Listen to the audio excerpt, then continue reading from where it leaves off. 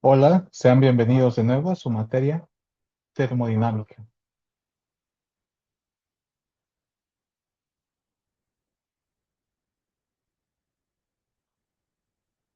Bienvenidos.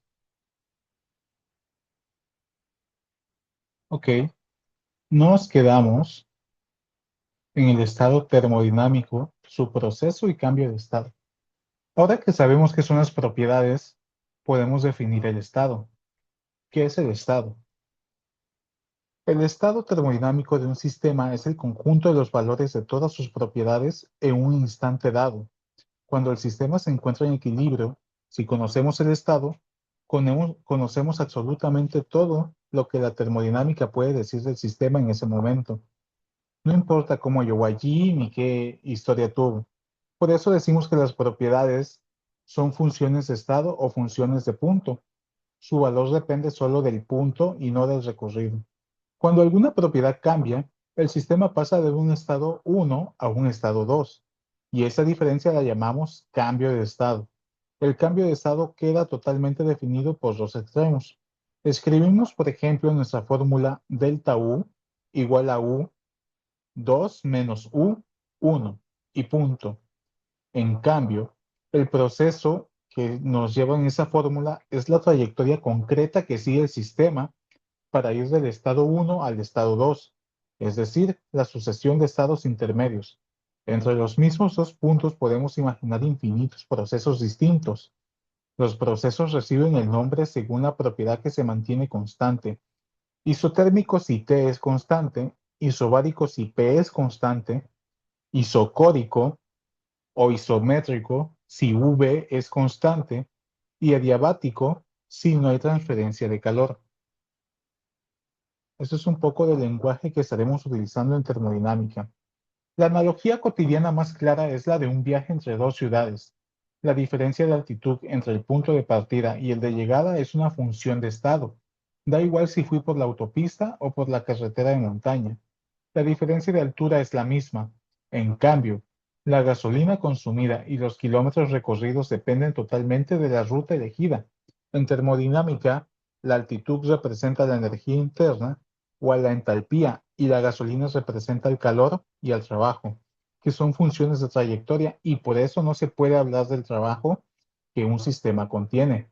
El error típico del estudiante en estos casos es tratar el calor y el trabajo como si fueran propiedades y escribir cosas como delta Q o delta W o incluso hablar del calor almacenado en un cuerpo. El calor y el trabajo son energía en tránsito, ¿ok? Existen solo mientras cruzan la frontera durante un proceso. Lo que el cuerpo almacena es energía interna. Por eso escribimos delta U para la propiedad. Pero simplemente Q y W son para las interacciones. Veamos el ejemplo paso a paso. Por ejemplo, si un gas está inicialmente a 100 kilopascales ocupando 20 litros, es decir, 0,02 metros cúbicos y termina a 200 kilopascales ocupando 10 litros, primer paso. Identificamos los dos puntos en el diagrama PV. Segundo paso.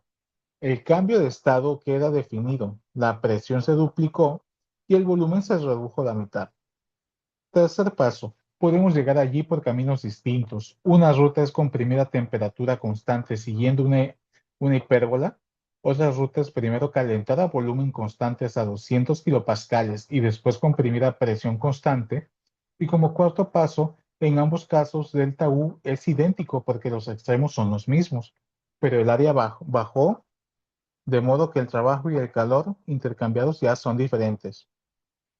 En palabras más sencillas, la idea clave es el cambio de estado dice a dónde vamos, el proceso dice por dónde vamos y solo el segundo determina cuánto calor y cuánto trabajo aparecen. Ok, para los cambios de estado no estáticos y cuasiestáticos. En la diapositiva anterior pudimos observar y dibujamos procesos como líneas continuas entre lo que es un diagrama, presión y el volumen, y eso esconde una suposición muy fuerte que ahora hay que hacer explícita. Para dibujar una línea necesitamos que en cada instante el sistema tenga un valor único y bien definido de presión y de temperatura, es decir, que esté en equilibrio. Pero si el proceso ocurre rápido, el sistema deja de ser uniforme. Cerca del pistón, el gas se comprime y se calienta antes de que el gas del fondo aparezcan ondas de presión y gradientes de temperatura. En ese caso, no existe un único par P y T que describa el sistema y el proceso. No se puede representar como una curva. A los procesos que ocurren así los llamamos no estáticos. A los procesos idealizados que transcurren tan lentamente que el sistema está en equilibrio en cada instante los llamamos cuasiestáticos o cuasiequilibrio. Un proceso cuasiestático es una sucesión continua de estados de equilibrio infinitamente próximos entre sí. La condición práctica es que el tiempo característico del cambio externo sea mucho mayor que el tiempo que tarda el sistema en homogeneizarse internamente. En los gases, ese tiempo de relajación es muy corto, porque muchos procesos reales de la ingeniería se modelan con buena aproximación, como lo que son los cuasiestáticos. De nuevo, para hacer esto más sencillo, podemos imaginarlo de esa forma. Si llenamos una bañera, al abrir el grifo con un hilo de agua, la superficie se mantiene plana y puedo hablar de un único nivel de agua en cada momento. En cambio, si en vez de llenarlo mediante la llave o el grifo, lo llenamos con un recipiente, y estamos hablando de que se forman olas y salpicaduras. Y durante unos segundos no existe un nivel único. Hay muchos niveles distintos según a cómo se mida. Para no cometer errores en la forma del trabajo, como es la integral de P a dV a cualquier proceso, incluido una expansión brusca contra el vacío o comprensión violenta, esa fórmula usa la presión del sistema y solo tiene sentido cuando la presión del sistema es uniforme, igual a la que actúa en la frontera. Esta condición que únicamente se cumple en un proceso cuasi estático. En un proceso no estático hay que calcular el trabajo con la presión externa que realmente actúa sobre el pistón, que puede ser muy distinta de la presión media interna.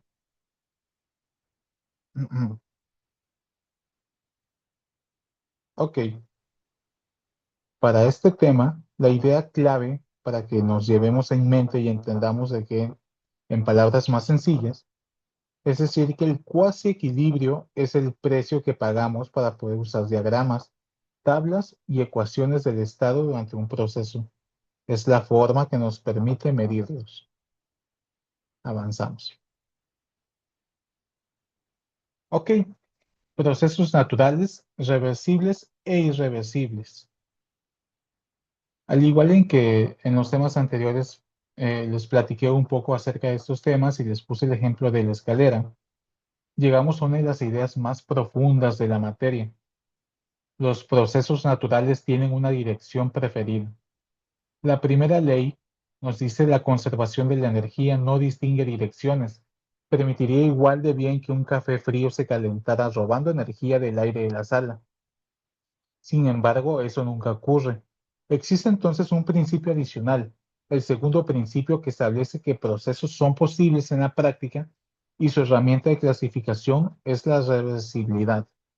Un proceso es reversible solo si, una vez ocurrido, puede invertirse de modo que tanto el sistema como los alrededores regresen exactamente a sus estados originales, sin dejar ningún rastro en el universo.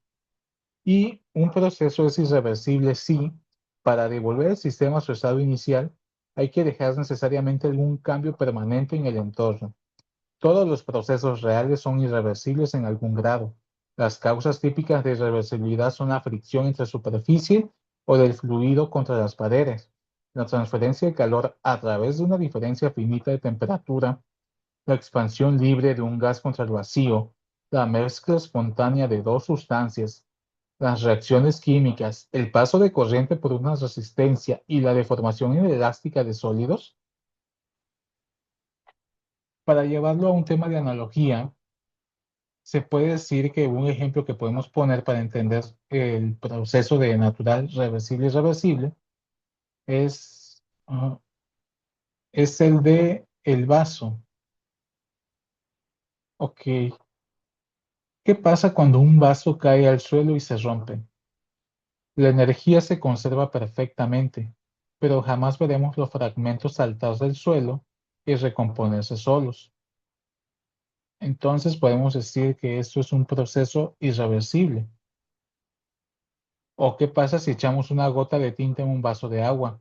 Se dispersa hasta teñir todo el líquido, y por más que esperemos, nunca volverá a concentrarse en una sola gota. En ambos casos, el proceso inverso no viola la conservación de la energía, simplemente es abrumadoramente improbable, y el segundo principio lo formaliza diciendo que la entropía del universo no puede disminuir.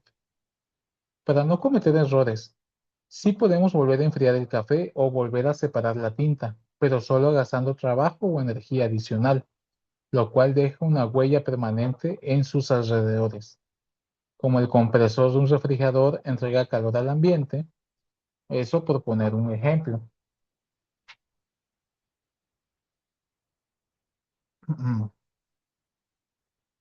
Ok, desarrollemos el ejemplo. Si tenemos una taza de café a 80 grados Celsius, es decir, 353 Kelvin aproximadamente en una sala a 20 grados Celsius, unos 293 Kelvin, como primer paso existe una diferencia finita de temperatura de 60 Kelvin, así que el calor fluye espontáneamente de café hacia la sala. Como segundo paso, la energía se conserva, sí. Lo que pierde el café lo gana el aire, de modo que la primera ley se cumple en ambos sentidos. Y como tercer paso, el café pierde entropía, porque su temperatura es alta. La sala gana más entropía porque su temperatura es menor y la suma resulta positiva. La idea clave que nos vamos a llevar es que el proceso reversible no existe en la naturaleza, pero es una referencia indispensable. Nos marca el techo de rendimiento que ninguna máquina real puede superar y por comparación, mide cuánta calidad de energía estamos destruyendo.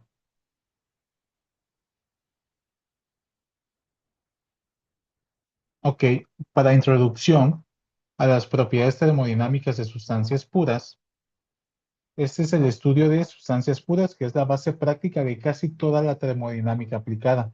Una sustancia pura es aquella cuya composición química es uniforme e invariable, aunque pueda presentarse en varias fases al mismo tiempo. El agua es el ejemplo más clásico. Líquido y vapor coexistiendo en una caldera siguen siendo agua, y por eso podemos tratarla como sustancia pura. También lo son, por ejemplo, los refrigerantes puros, el nitrógeno o el dióxido de carbono. El interés para la ingeniería es directo.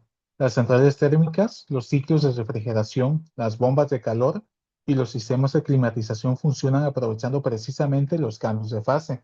En el cambio de fase se absorba o cede una gran cantidad de energía si la temperatura es constante. Y esa es la razón es por la que el vapor de agua y los refrigerantes son tan eficaces como fluidos. Para diseñar cualquiera de estos dos equipos necesitamos saber calcular volumen específico, energía interna, entalpía y entropía en cada punto del ciclo. Como idea clave para este proceso es que fuera de la campana de saturación, presión y temperatura bastan para fijar el estado. Dentro de la campana dejan de ser independientes y hay que recurrir al título. Dominar esta distinción y saber moverse con soltura por las tablas de saturación y de vapor sobrecalentando es la herramienta más utilizada en toda la termodinámica aplicada y será imprescindible cuando analicemos ciclos completos más adelante en el curso. Nos estaremos viendo en la siguiente clase.